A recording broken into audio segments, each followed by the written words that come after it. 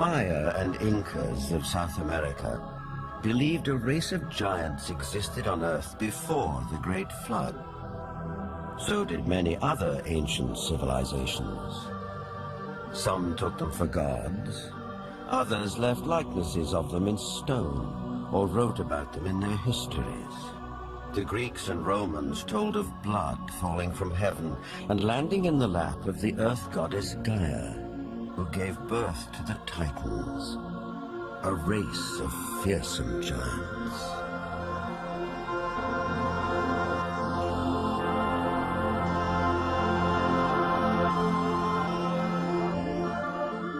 Perhaps the most famous of all was Goliath, the Philistine, one of 5 giant brothers. Vendell Jones is an archaeologist with a style of his own. He spent a lifetime tracking down Goliath and the Ark of the Covenant, with which the Jewish holy book of the Midrash tells us the giant made off. Goliath crashed his way through the Israeli soldiers, ran over and scooped the ark up on his shoulders, slew Pinchas and Hophni, and took the ark back to the camp of the Philistines. It was in this field, 15 miles southwest of present-day Jerusalem, that legend says Goliath was finally slain. Not by a giant warrior like himself, but by a puny boy, David, who, as this 9th century BC tablet indicates, would later become king of the Israelites. David reached into his script.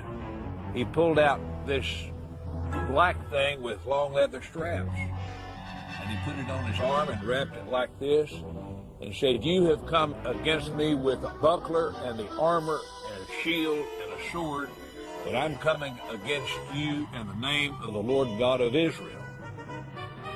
Then he reached in and pulled out another set of leather straps, but this one had a stone in it.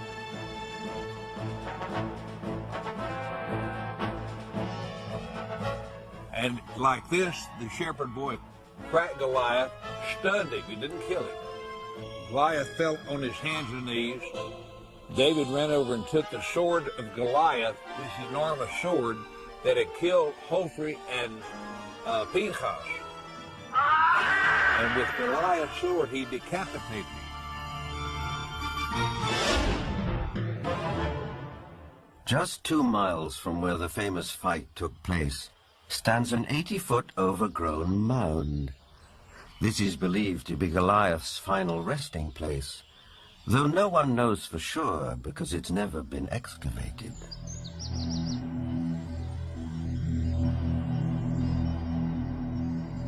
In the American Midwest, there are also many large mounds, which are said to be graves.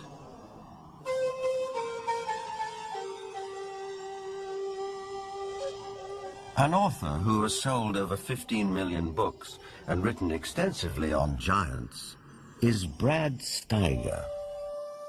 Mass graves of giants were opened. Some of the men 8 feet tall, some of the women 7 feet tall, some records of men 10 feet tall, and extremely large skulls. And extraordinarily, some of these skulls had horns, some had extra rows of teeth, some had other what we would call anomalies, but they were extraordinarily large skulls and extraordinarily large people. A maverick archaeologist who has long been fascinated by legends of American giants is David Hatcher Childress. A number of mounds in the Midwest in America were excavated starting around 1850. And in many cases, they would find skeletons of people who were in excess of 7 feet tall. And in many cases, they had double rows of teeth, as well as, in some cases, 6 fingers on each hand and 6 toes on each foot. The one that was found in Bridal Veil Falls, California by a group of miners. First they found this wall with very intricate hieroglyphics. They assumed that they were finding gold behind the wall. They broke it down and they found this woman holding a child covered with fur and a strange kind of dust. The same tall female mummified remains have been found in Texas. They have been found in Death Valley. They have been found in other parts of California. These old photographs and newspaper clippings are all that survive of these mysterious giants. Winner of the Newsmaker of the Year award, journalist Jim Mars has a special interest in speculative science. Archaeology at that time was in a heyday. There was everybody that had a shovel was out trying to find something.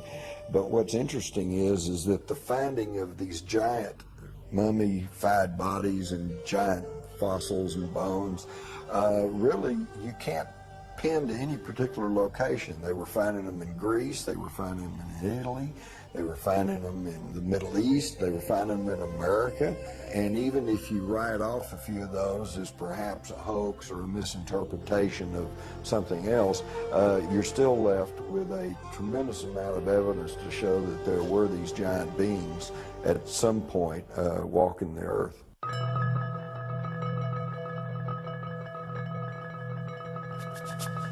In 1912, ranchers started coming to this isolated cave near Lovelock, Nevada, to dig out bat guano for fertilizer. Inside, a surprise was waiting for them. They began excavating the 10 to 15 feet of guano that was here in this cave. They started discovering some unusual artifacts. They found duck decoys and baskets, other things for hunting and fishing in the nearby lake that's now drying up. But then they made some very unusual discoveries, and those were of red-haired giants that were mummified. These giants were 6.5 to 7 feet tall. In many cases they were mummified, wrapped up like Egyptian mummies, and they had long red hair going down to their shoulders. The ranchers couldn't explain it. It was the strangest thing they'd ever seen. But the Paiute Indians who lived around here knew all about it. In fact, back in 1883, Sarah Winnemucca, a Paiute Indian princess, had written a book called Life Among the Paiutes. In that book, she talked all about the giant, red-haired people who used to live around this lake and live in this cave. She claimed they were cannibals. That tribe would eat the dead. They would make war on my people. My people went to work and gathered wood to fill up the mouth of the cave. At last my people set it on fire and called out to them, "Give up or you will die." But no answer came.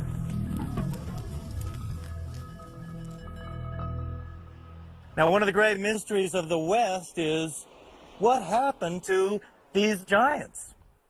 There was nearly 60 skeletons brought out of this cave, but today they're nowhere to be found.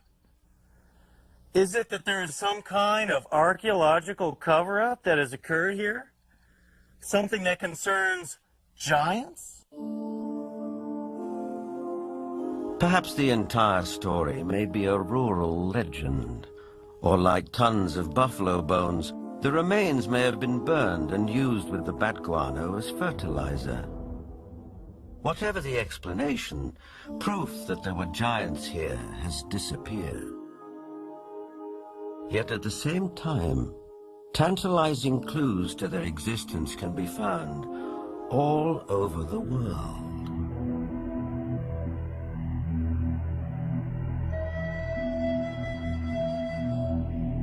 In South America, there are giant figures carved into rock so huge that at ground level it's hard to tell what they depict. Though from the sky that becomes dramatically clear.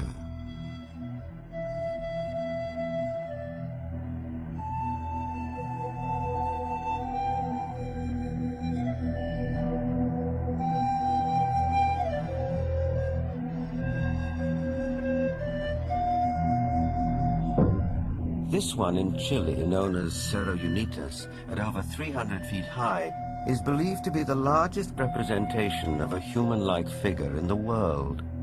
Who carved it and why remains a mystery.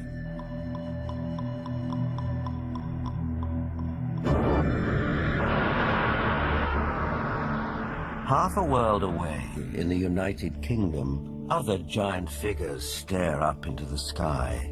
This one is known as Cerne Abbas near Shaftesbury.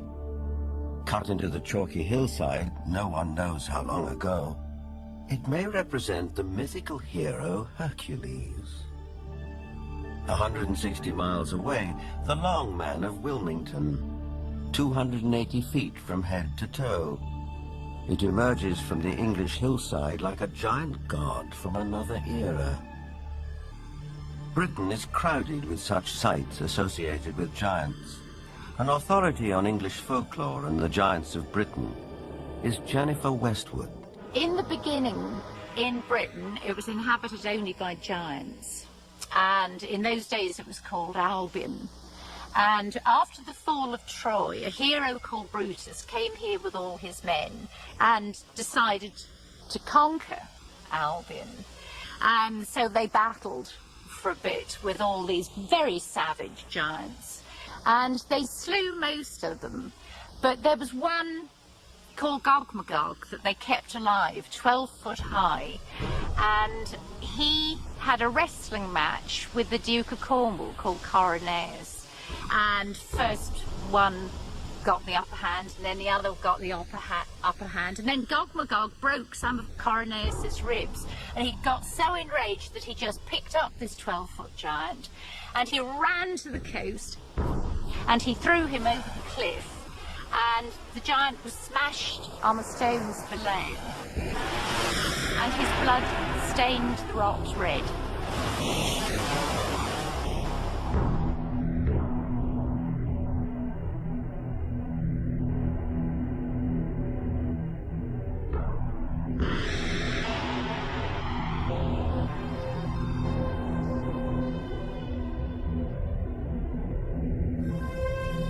Giants also figure in the mythology of Stonehenge, arguably the most famous megalithic structure in the world.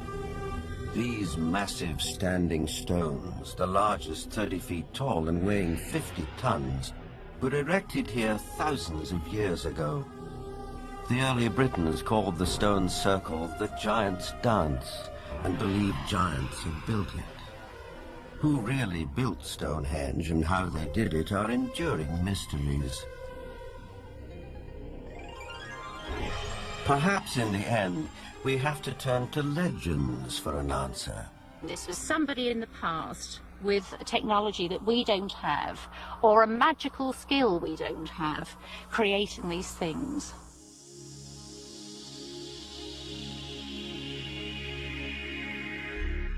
The spiral-shaped Gilgal Rephaim is situated in the Golden Heights, 50 miles from Damascus.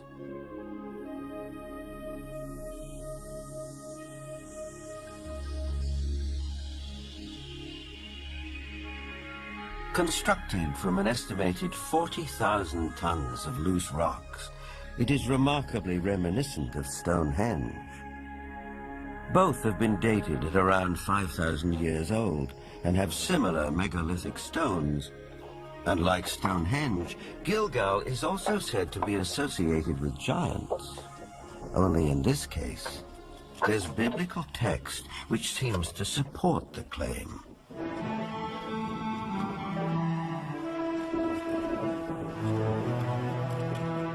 Israeli archaeologist Daniel Herman is investigating the newly opened grave. This is a tomb of someone, obviously a very powerful man. Look at the size of the stone slabs used. This must have taken an enormous amount of time and effort to construct.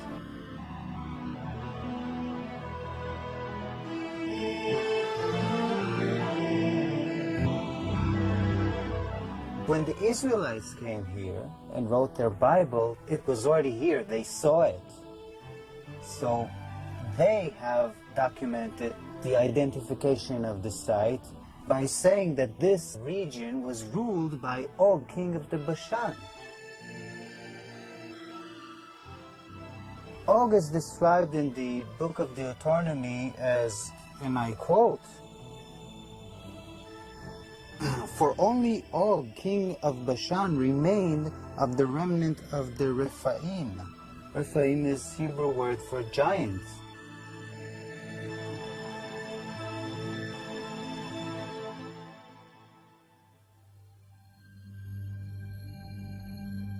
The surface of our planet is strewn with gigantic constructions dating back thousands of years.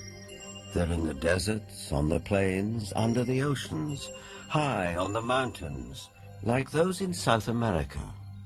I think the world looked like the cities we see in Machu Picchu, Tiwanaku, Sacsayhuaman. I think it was a world peopled by giants who structured their buildings out of massive building blocks, 500-ton, 250-ton blocks. Massive ruins, the scale of which stagger the imagination, are found throughout Central and South America.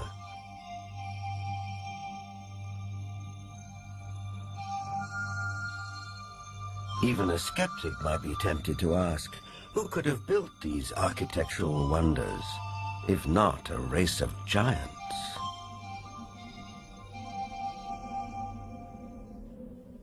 People of the Mediterranean island of Malta have an ancient belief that their island was known as the last stronghold of the giants of Europe. An explorer who has made a lifelong study of megalithic structures is the best-selling author of The Eyes of the Sphinx, Eric von Daniken. Malta has gigantic temples. They date really back to the past. Nobody knows exactly, but 5,000 years at least BC. And one of the temple in Gozo still today has the name the Temple of Giant, Gigantia, they call it there. A local legend says the temple was built by the giantess Sansuna. The blocks are so huge, so heavy, that no normal human being could have moved it.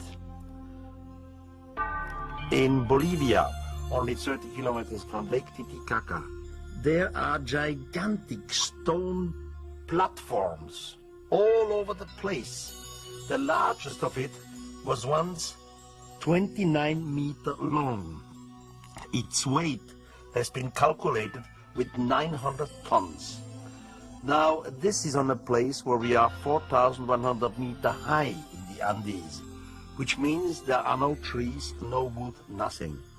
It is not possible to transport a 900-ton platform without any wooden rollers. Even with wooden rollers, it would be extremely complicated. So these facts are here. You can see them, touch them, photograph them, but there is no explanation for it. For sure, the pre-Inca Indians, the Aymara, were not able to move it. So what is it? What's the result? We don't know. On many places on Earth, we find structures which could be related or to ETs, to a technology which we do not understand, or to giants. ETs, giants, a secret technology.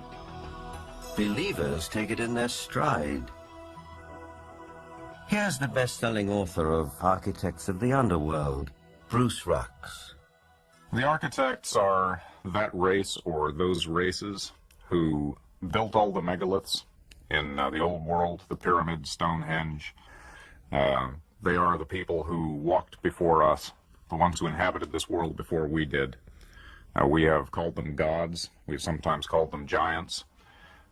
They left their handiwork behind, and we have not been able to duplicate it. We've only reached the point now where we can really appreciate it. In Lebanon, 44 miles from Beirut, are the imposing ruins of Baalbek.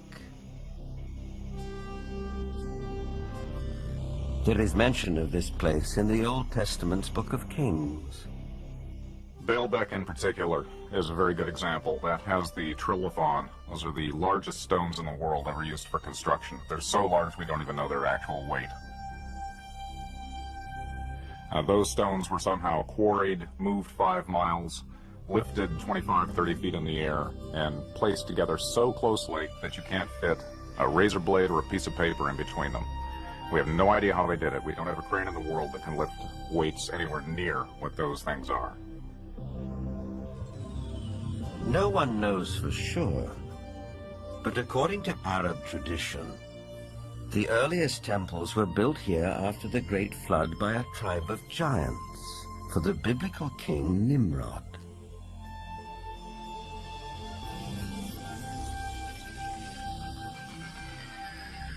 But what exactly do we mean by the word giant? Bloodthirsty monsters like the one-eyed Cyclops of Homer's Odyssey?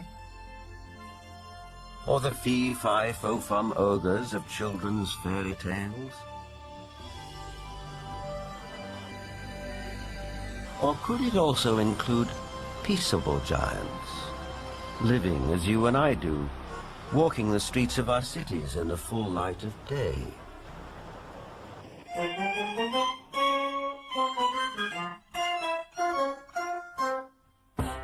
There are really two kinds of people who could be considered giants. There are giants who are genetically programmed to be tall, people who are normal, but their genes mean that their genes lead them to be very, very tall. And then there are people who suffer from some kind of a disorder, the most common of which, or at least the most well-known of which, is acromegaly, which is a disease in which there is too much growth hormone produced. And acromegaly has a lot of effects on the body. It not only leads to excessively tall people, but it also leads to potential problems with the skeleton and potential problems with some of the organs inside.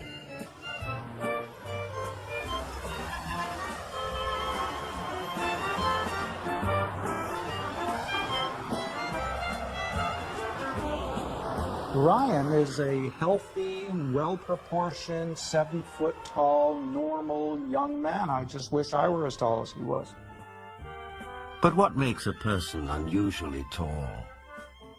Is it a family trait, nutrition, or something else? Are tall people just ordinary people of exceptional height? Certainly some tall people are giants in their profession. And if that happens to be basketball, they may be millionaires, too. Genuine giants didn't always do so well. Here's Jack the Giant Killer presenting his latest capture to the king. Towards the end of the 19th century, this 9-footer was given to the Russian Tsar as a gift. For some of the vertically unchallenged, it was possible to make a modest living by displaying themselves in public. From there, it wasn't very far to the carnival freak show, which wasn't complete without one or more giants.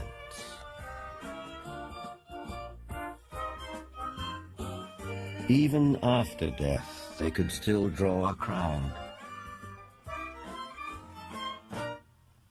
Anna Swan and her husband Martin, both 7.5 feet tall, went on tour as the world's tallest married couple. It probably took 2 storks to deliver their 24-pound newborn. Which brings us back to the question, where do they come from?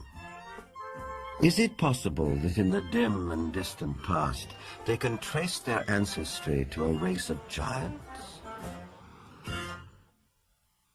The Weizmann Institute's award-winning scientist, Dr. Marvin Antelman, believes he has the answer. If we all have genetic material from the first man, then it is not surprising to find here and there that you would have a giant existing among us today, because it would be a recessive gene that would produce such a person.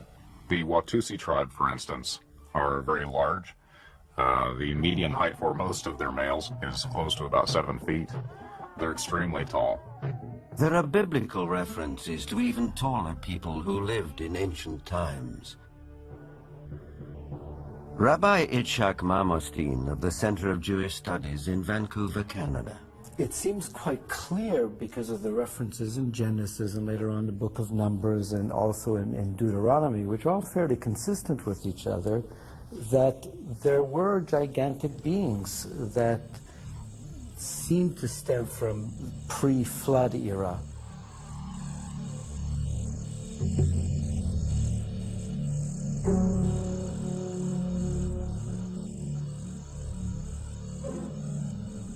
Is it possible that environmental conditions of past ages favored the development of giants?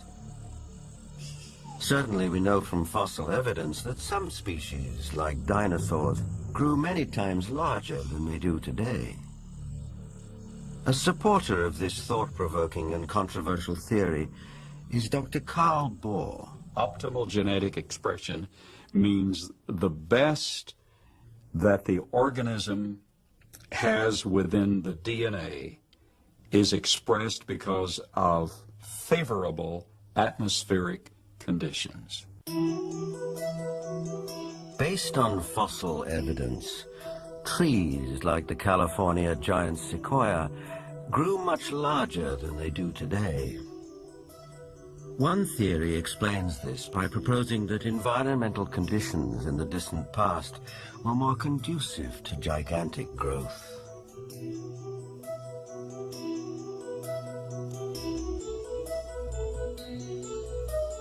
Under these described conditions, plants and animals would live longer, be much larger, and that's precisely what we find in the geologic column in the fossil record.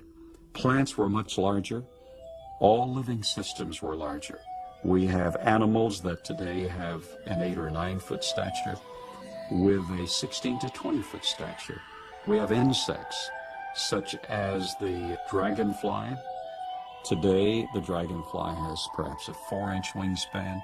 In the fossil record, his counterpart, Meganeuropsis, had up to a 5-foot wingspan.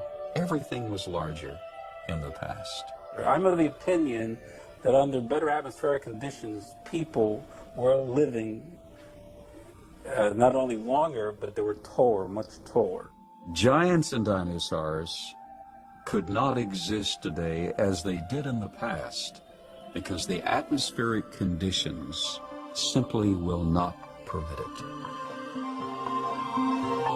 We had a greater ozone layer at the time prior to the flood. At the time of the flood, it was diminished to about 1/7 of what it was at that time, and therefore, life on this earth as we know it no longer has the same life expectancy as it did at the time of the flood. A thinning of the ozone layer means less protection from the ionizing radiation from space, and less protection for plants and animals. Being interested in Earth's original conditions, after 35 years of research on those parameters, I've attempted to reconstruct that context. And in so doing, I've had our engineers build a biosphere that doubles the atmospheric pressure, that increases the electromagnetic energy, that increases the ratio of oxygen, but not to the level of toxicity, that eliminates ultraviolet radiation, etc. And the experiments that we've run have been very gratifying.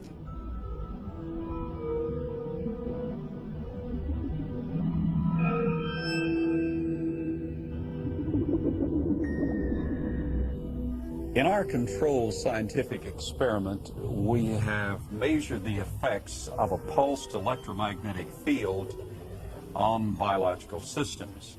We have these Pacu piranha fish that normally at 3.5 years of age are about this size under optimal conditions. Yet we have them now in excess of 20 inches, weighing just under 5 pounds each. Under these controlled conditions, we have succeeded in producing giantism at an accelerated rate. Taken at face value, the research looks persuasive. though it has not yet been replicated by other scientists. The conclusion in the tradition seems to be fairly clear that gigantic beings were existing at one time, and that as human history developed, or physiological, emotional, spiritual changes took place, those beings who survived seemed to be of a smaller gene pool. But the possibility that there were other strands of humanity, as it were, seems to be almost explicitly stated in the Bible itself. In the book of Numbers, we are told that after wandering in the desert with his people, Moses sent out scouts to find a place where they could settle. The scouts went north to Hebron. On their return, they reported, "All the people we saw there are men of gigantic size. We felt no bigger than grasshoppers, and that is how we looked to them."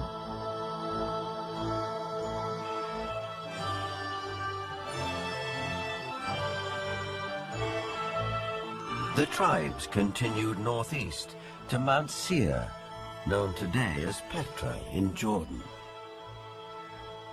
But that too, as mentioned in the Bible, had been settled by giants. Wherever they looked, it seemed they found the remnants of giants.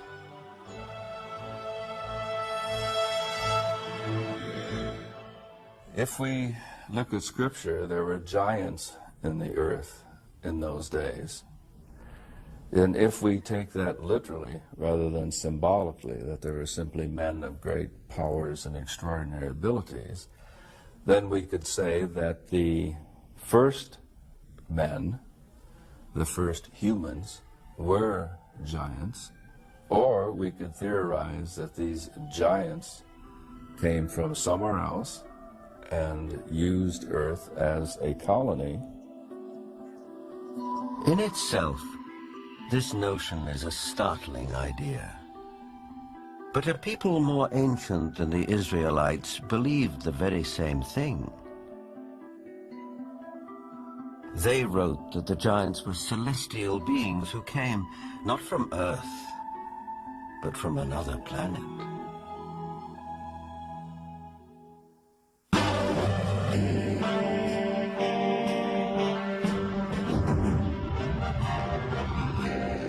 This is the battleground of the Gulf War.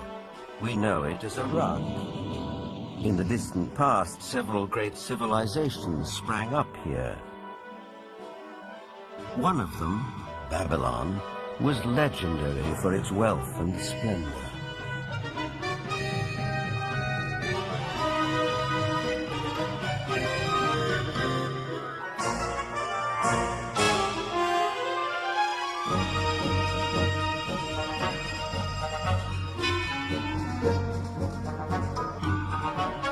But long before Babylon, as long as 6,000 years ago, another remarkable civilization evolved. Its people were the Sumerians, who had an extraordinarily advanced culture. Their list of first just almost sounds like a whole list of our whole society. They had the first bicameral Congress, they had the first writing, they had the first school systems, you know, you just go on and on and on. So you have to ask, well, where did all this come from? And I think that you need to turn to the ancient Sumerians themselves and listen very carefully to what they have to say, because what they have to say, not just in one place, but over and over and over again, is that they were taught civilization by these beings that came from the heavens to the earth. They called them the Annunaki.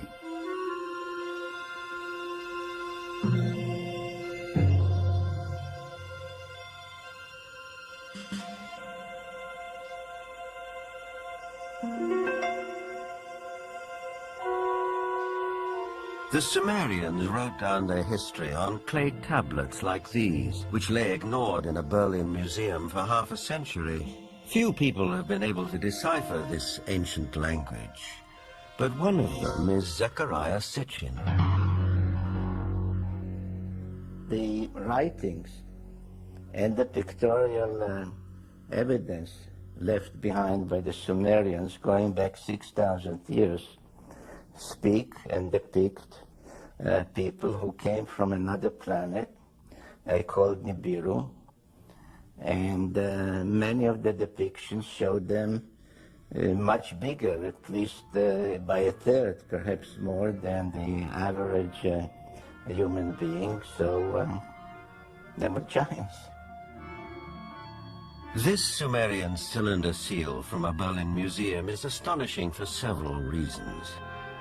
First, it depicts our solar system with the sun at the center and the planets arrayed around it, a fact not known to European science till around 300 years ago. It also shows the planet Pluto, which we didn't discover till 1930. And amazingly, there's another planet, which the Sumerians called Nibiru, and believed that it was from where the Annunaki, or celestial giants, came from. If you look at the three figures depicted here, they all look more or less the same size. But if you bear in mind that this figure of the deity, that he is seated, and you add from the knee to the hip to his size, you will realize that he is about 10 feet tall, a giant, one of those who from heaven to earth came. Looking for signs of extraterrestrial life, astronomers have searched deeper and deeper into the universe. But all along, maybe they should have been looking closer to home. For it's in our own solar system that a mysterious object has recently been detected, near where the Sumerians placed their planet Nibiru, home of the Annunaki. For the believers, this is convincing evidence that the celestial giants are real.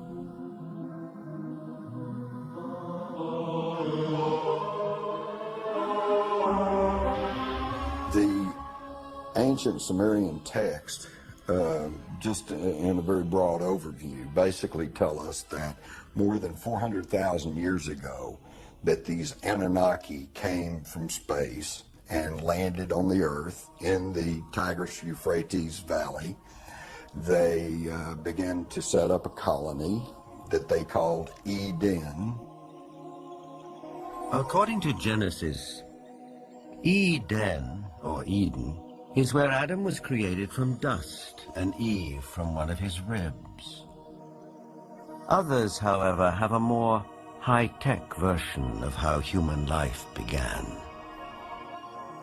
In time, needing manpower, needing workers, jumped the gun on evolution using genetic engineering. They took the sperm of one of the Anunnaki, mixed that with the ovum of a primitive humanoid, probably one of these primitives that we are now finding archaeological remains of in Africa, the famous Lucy, and they produced a hybrid which eventually became Cro-Magnon or modern man.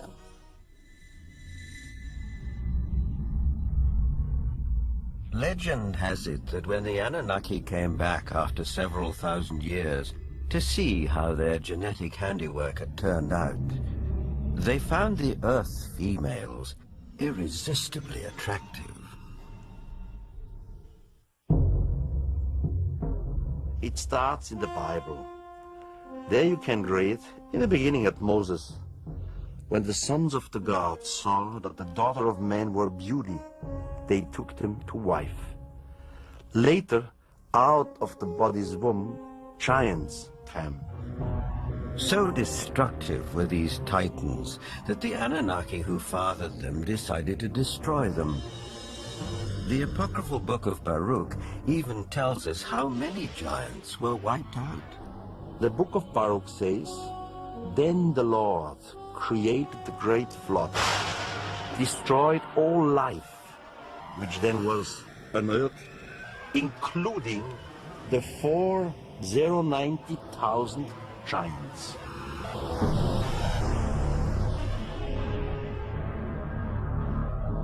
As the story goes, some of the Titans survived, but their reign as rulers of the earth was over, and humans became the dominant species.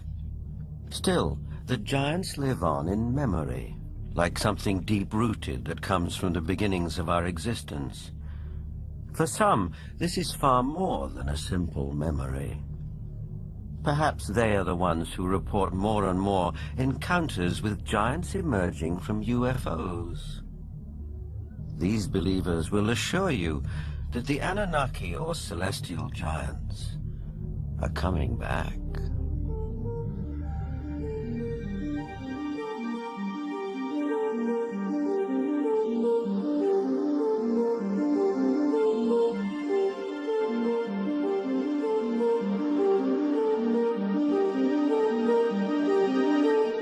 The town of Yatzitz is 25 miles west of Jerusalem. On January the 3rd, 1996, Chief of Security Herzl Constantini was at home when he heard a strange noise outside. When I opened the door, I was paralyzed with fear. I saw a gigantic being around 5 feet wide and 11 feet high. I estimate its weight at about 2 tons. I called the police, and 2 officers came over to the house. They laughed at us and accused me of drinking. But when the trackers came and saw the prints, they stopped laughing.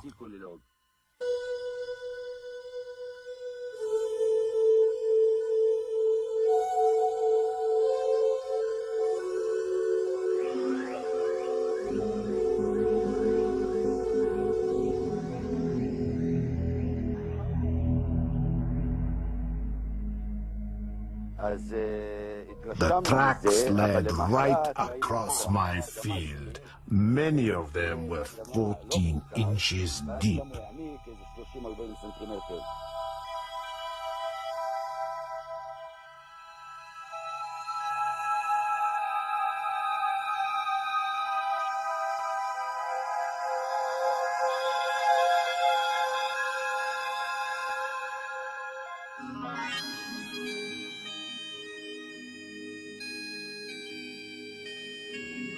Over the past 10 years, reported sightings of UFOs with giant occupants have been on the increase. Former director of the British UFO Research Association, Jenny Randall, is familiar with these statistics. From an analysis of 15,000 encounters with beings, giant encounters have increased every single year since the 1965 period onwards, and we are therefore getting far more reports of giants being seen today than we did 30 or 40 years ago. The apocryphal books of Enoch are believed by many to be over 5,000 years old. In them, Enoch writes about how he was taken up to the heavens by 2 men of great height. In this celestial journey, he also talks of meeting those who from heaven to earth came. 2 huge men appeared to me, the like of which I had never seen on earth. Their faces were shining like the sun. Their eyes, too, were like a burning light. Then they took me up and carried me to the first heaven. And they fly with their wings and do the rounds of all the planets. They led before my face the elders, the rulers of the stellar orders. These groups carry out and carefully study the movements of the stars. Enoch is taken up to the sky at least 3 times. In our today's view, we would say he was taken up to a model spaceship. There he has a discussion with what is called the highest, whatever the highest is. We would say maybe the commander of the spaceship. In other words, Enoch is what we would call a victim of alien abduction. This might seem like a far-fetched interpretation of a text written a very long time ago. On the other hand, present-day accounts by people who claim to be abductees are not so very different. The elders were 6 to 9 feet tall. They had white hair, pale skin, almost albino, light blue eyes, wore white robes, and had no shoes on at all. And they could speak audibly, and they could also speak through mental telepathy.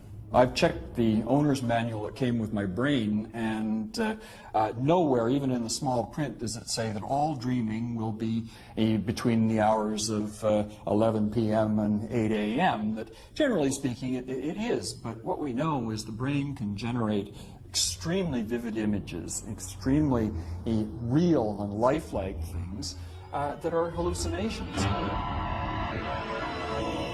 But events in the Russian city of Voronezh can't be so easily explained. In this instance, there were at least 20 witnesses. Could they all have been dreaming the same dream in broad daylight?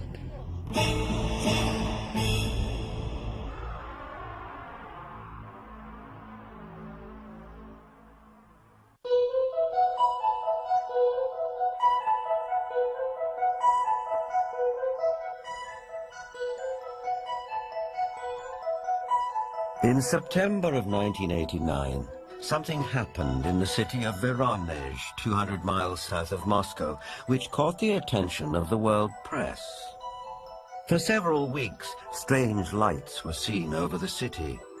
Then on September the 27th, it was reported that a spacecraft landed in one of the city's public parks, from which 3 alien giant figures emerged. Nothing remotely like this had happened in Voronezh before. Before coming to America in 1990, Ukrainian journalist Paul Stonehill covered the Voronezh story for the international press.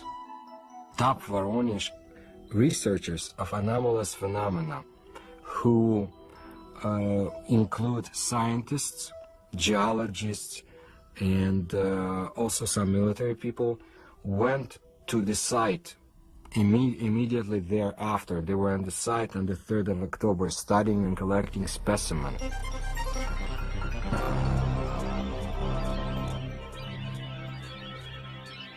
The encounter became a media sensation on national television and in the international press. Не было, ну уже хотя бы потому, что не было до сих пор в Воронеже событий, подобных тем, Drawings of the landings by children who were there capture the event vividly.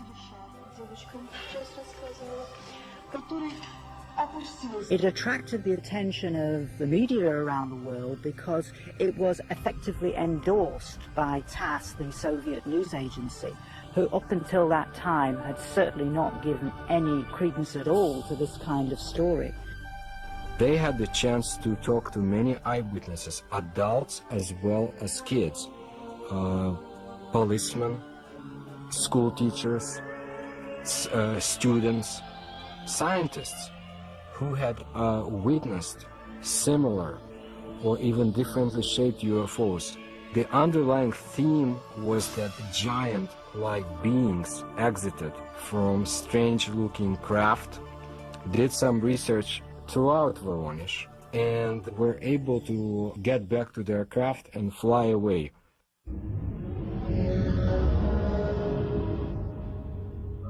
For once we had a genuine large number of people all correlating with one another, describing the appearance of these giants. So it was not a case of you simply believe a witness or you don't. Here you couldn't fail to believe them because there were so many of them talking in concert. Находился я в это время I was standing not far from the main road of the South Park, and I saw this flying object at an approximate height 250 meters. It stayed at the same height and did not move horizontally. I was very interested by all that, because it could not be any kind of meteorological balloon. There was a squeaking sound. Perhaps some drilling tool was operating, like it was boring a hole in the ground. The creatures started coming out. They did not look too much like humans. They were much taller than humans. They did have shoulders, but I didn't see the head. He was huge, really huge, bigger than we are. He was a mighty figure. In 1989, Sergei Makarov was one of the school children who was in the Voronezh Park.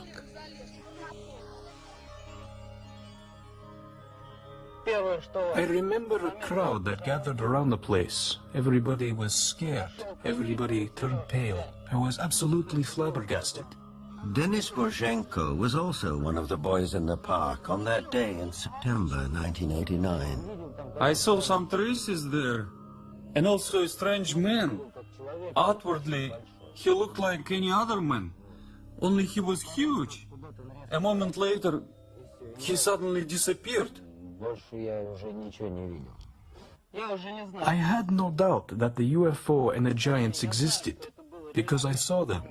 But sometimes when I look back, it seems sort of like a fairy tale.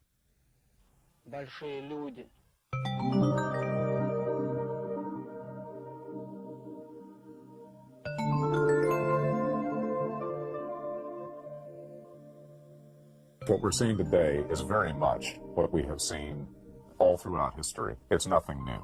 Anything going on with the UFO phenomenon today is something that has always been around, and you can find it in ancient mythology all over the world.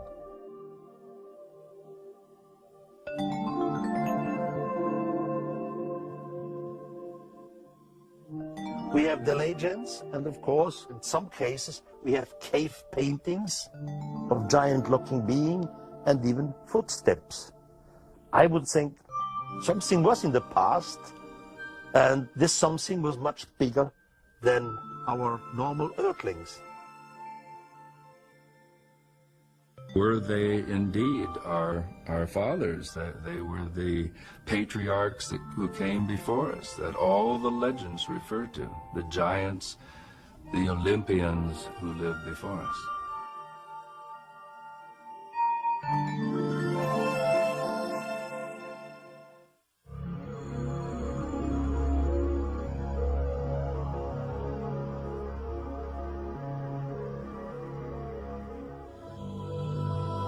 Whether fact or fantasy, giants have occupied our collective consciousness for as long as we can remember.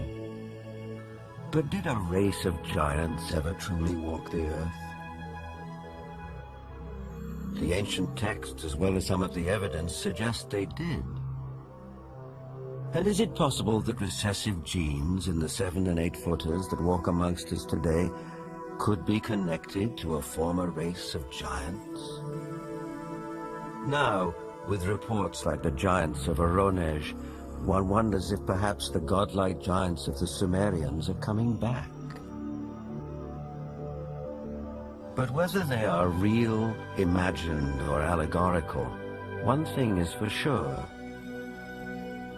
The mystery and the myth of giants will be with us for a long time to come.